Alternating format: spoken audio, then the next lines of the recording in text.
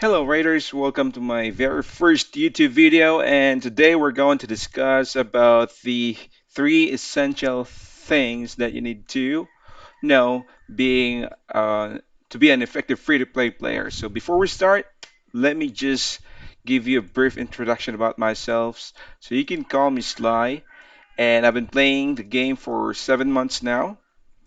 And I enjoy being a free-to-play player because I learn a lot and I love challenges. Also, there are a lot of excitements when you're actually working hard to get those um, things or to complete every content in the game.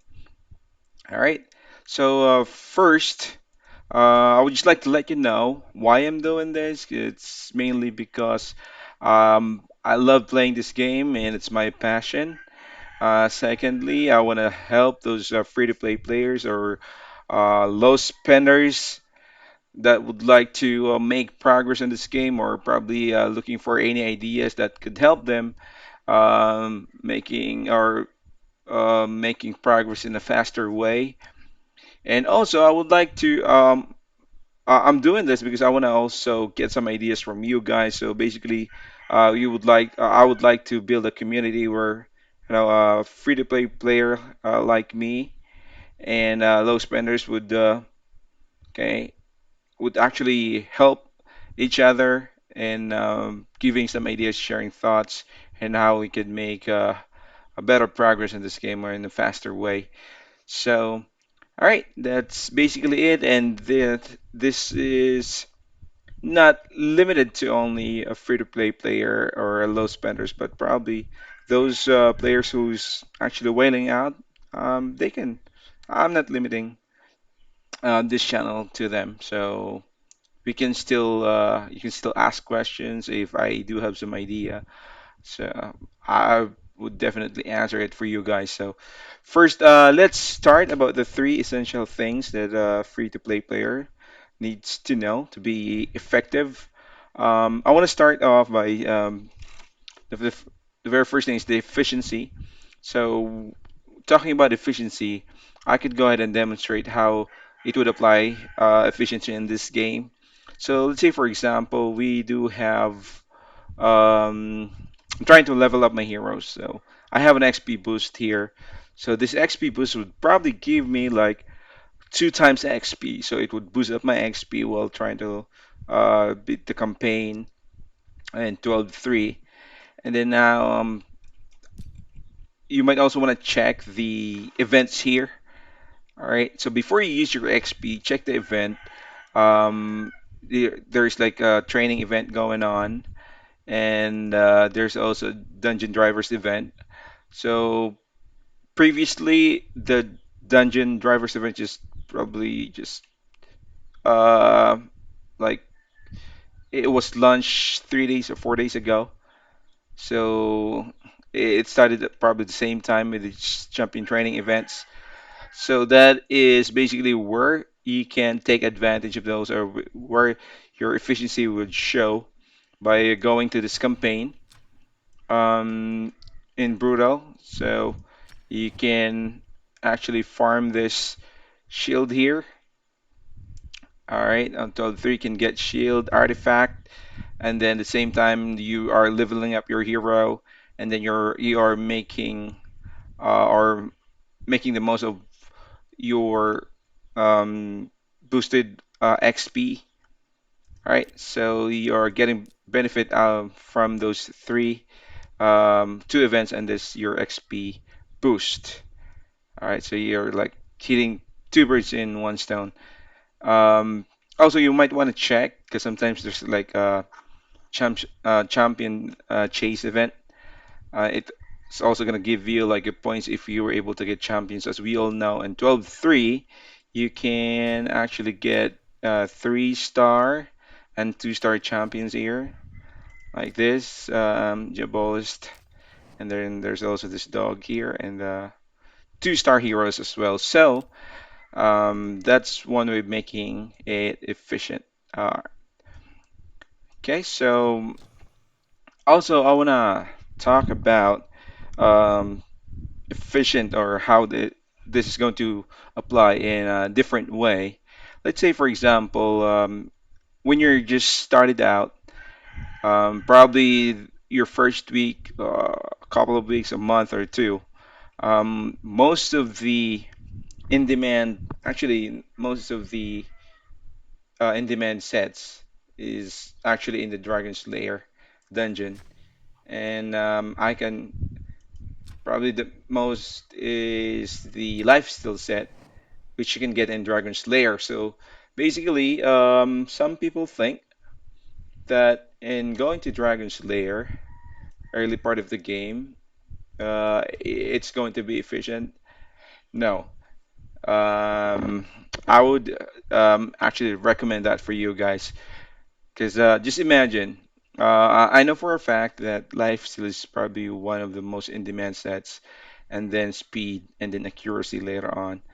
But then again, just imagine the number of like or number of or different type of sets here. It's actually one, two, three, four, five, six, seven, eight, nine. So those are nine different sets.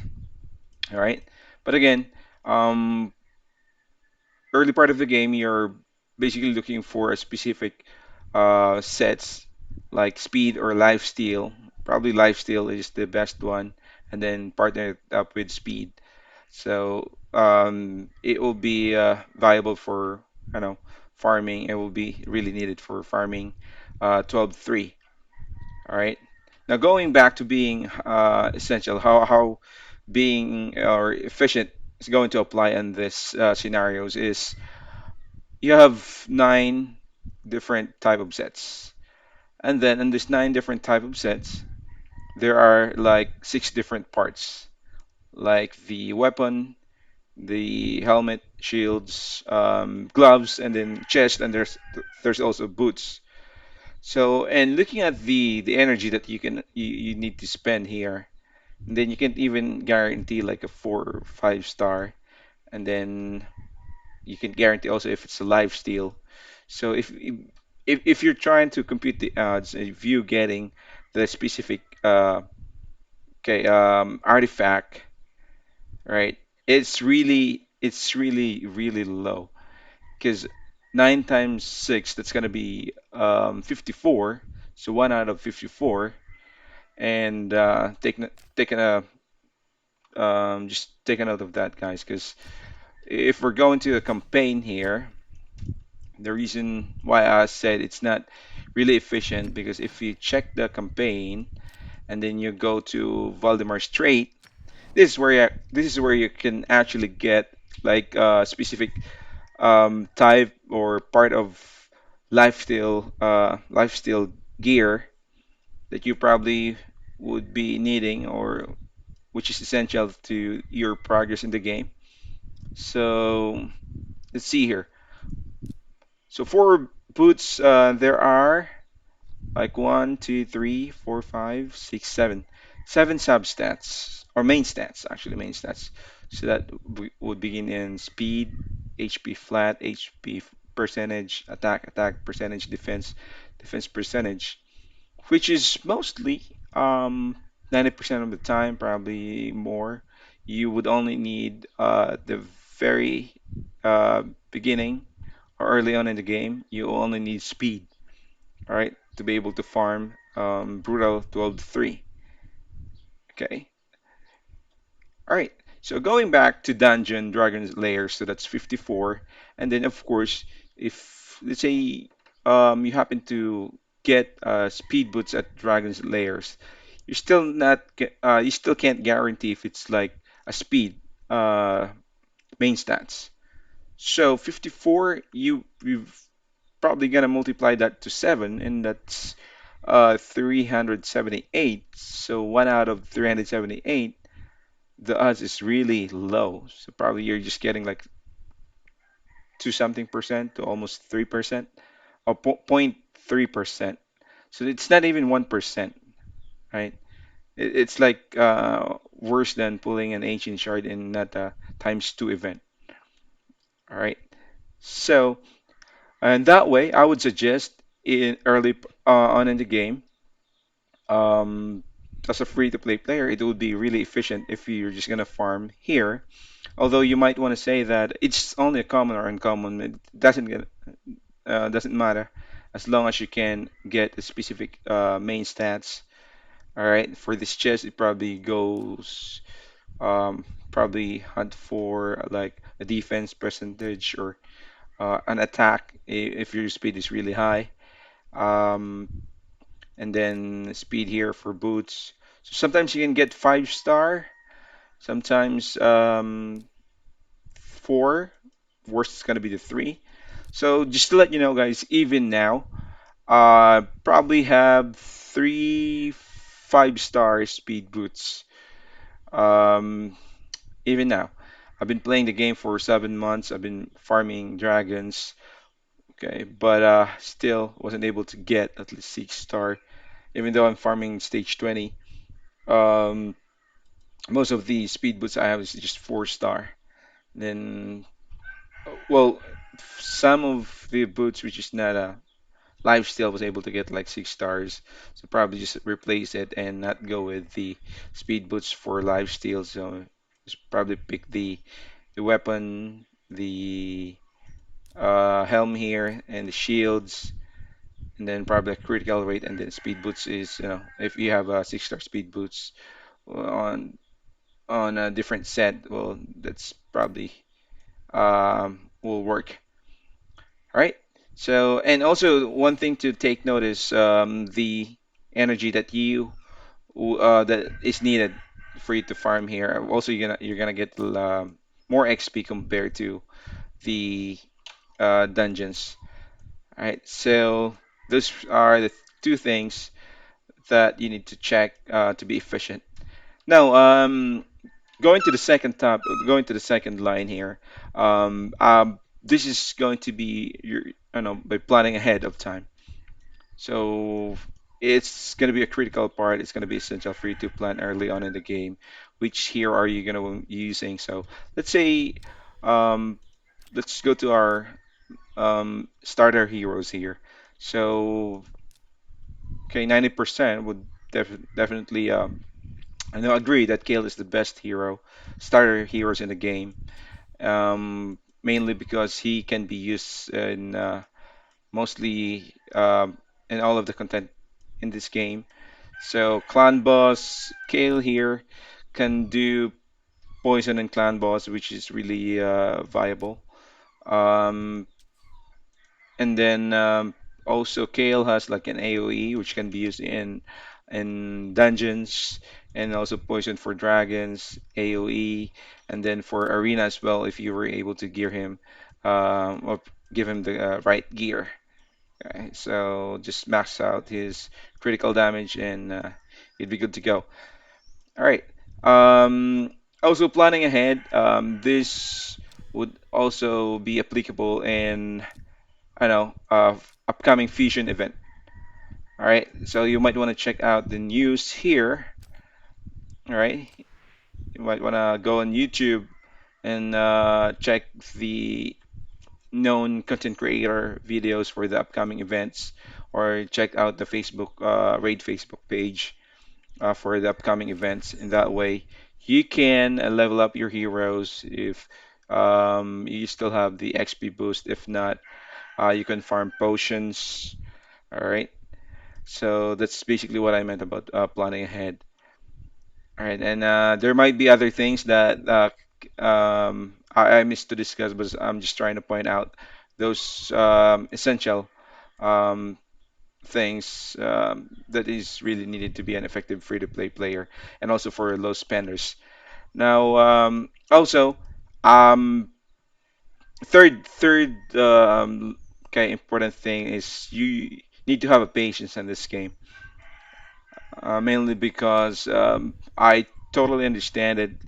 It's kind of tempting to pull a charge, and even though there's no event times two event that's gonna double your chances, or times 10 for a specific hero to be pulled on shards, but probably early on in the game, if you were able to max out Kale and other viable heroes to give you faster progress in the game, and then you end up waiting.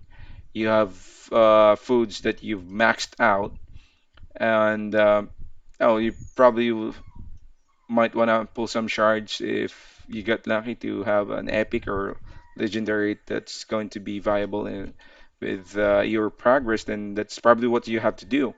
But as long as you can actually endure the temptation, well, I would suggest wait for the times 10 event because that's basically give you a higher chance. And if you also or if Plarium actually release or introduce an event for a times 10, and that time 10 happen to be like um, a hero which definitely would give you progress on in these games, and yeah, you might want to pull your shards. um, there's actually an example. I'm gonna give you like scenarios where I was so impatient, but it turns out to be um, good thing for me. And if you want to take a look at this, here's my hero. So this is just the result of us tripping out. My brother-in-law, we used to have fun in pulling shards, just kind of tripping out. And out of five here shards pull, I was able to get Lysandra, so I was so lucky. I was so happy because it's really game changer for spiders, for Fire Knight, even the arena. There's going to be a lot of use for me. So, all right. So that's for being impatient. Sometimes it could result in a good way. Sometimes the most thrilling and exciting moment can lead to disappointment. All right. But again, it's RNG, so you have I would suggest go with the a higher chance of pulling your shards. Again, it's up to you guys. That's just what I'm recommending. And also, I'm gonna give you an example, like a scenarios where I'm very patient with the shards that I have. So I have one sacred shard in, if you remember the previous events for Night Revenant, where they are including Miscreated Monster for a times 10, like 10% times 10%, or times 10. So I mean to say that's probably 1000% for you to pull miscreated monster. So one shard, I got this miscreated monster, and then from this last event that I released, so I also got Septimus for one shard. So I feel I'm kind of lucky. I didn't have to spend a lot of money. And by the way, I'm a 100% free to play player. I want to keep it that way because I believe this is still a game, so I would like to experience those challenging moments, those thrilling moments, those disappointment if you're not able to get what you're looking for, tedious process of farming, right? And well, for the whales, okay, I'm not against that they are, spending money whaling out. Like they have probably a lot of resources to buy packs, to buy shards, and probably when they just started, they can ignore those. Probably just they can ignore those. I know grinding, or they can skip through it by just buying packs here for lifesteal, shards, something like that. But again, doing that would just you would end up like getting bored in the later part of the game because you skip those moments, which is really important. And no, the, some are actually resulted in a disappointment or um, lack of things to do in the game because they probably just wailed out. So I'm not saying most of them, but sometimes most of the things that I heard for those guys who are quitting, lack of content in the game. And I know Plarium, it's kind of slow in producing content. They were not able to even follow the roadmap, but it's okay for me. It's okay, still enjoyable. Raid has a lot of potentials. Well, I love this game. So, all right. So basically, those are the three things that a free-to-play player needs to know to be more effective. And lastly, I wanna show you here, guys, just real quick. So I'm kind of excited to get the Arbiter because this is going to be the last mission for Arbiter. And it should just so happen that I can only do so much in the Clan Boss Nightmare difficulty, probably 13 million damage. And then I used to have like 1,000 gems here. I spent them to get most of the rewards in the event, but I still I left like 300 gems here in case I would need to spend it to get Arbiter. But I think I might need to wait. All right, so that would demonstrate being patient because those 300 gems you can definitely, um, let's say, purchase like um, energy to farm masteries. Because if you're gonna purchase masteries here, all right, some people might not know, but while I'm doing my computation, just rough estimate because it's again, there's no definite amount uh, of scroll that you can actually get in Minotaur's dungeon. So it's like it would range from like for the red scroll 6 to 12. So, but I'm just doing an average computation. So, I think it's around like 2,300 to 2,500 energy for you to get all of the scrolls and max out the masteries.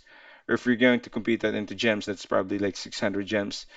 And then you're gonna get silver on top of that. So I would really recommend to grind minotaurs. But if you don't have time, well, you can definitely buy it. Right? It's not gonna be a problem if you have resources, right?